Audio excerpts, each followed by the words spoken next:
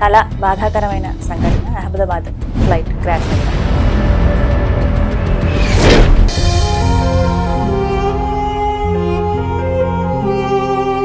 తామరాకు పైన నీటి బొట్టు లాంటిది అట జీవితం. అందుకే చెప్తారు మరణం ఎప్పుడు వస్తుందో తెలియదు.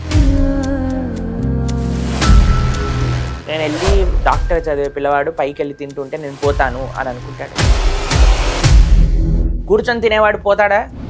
పోయాడు. ఎలా?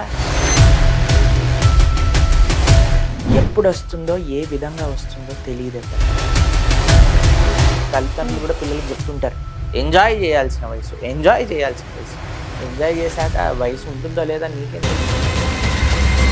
చనిపోయే వరకు వారికి సీరియళ్ళు చూపిస్తారు, తినిపిస్తారు, తాగిపిస్తారు, జనాల దగ్గర తీసుకెళ్తారు, ఫంక్షన్ తీసుకెళ్తారు. చనిపోయాక రామ్ నామ్ సత్య హే అంటే తీసుకుపోతారు. దేవుడు ఆయన పుస్తకాన్ని కాపాడుకున్నాడు కానీ ఇంతమందిని ఎందుకు కాపాడలేకపోయాడు అని చెప్పి కొంతమంది కామెంట్ చేశారు. వాటికి మీ సమాధానం ఏంటండి? గీత శాశ్వతం.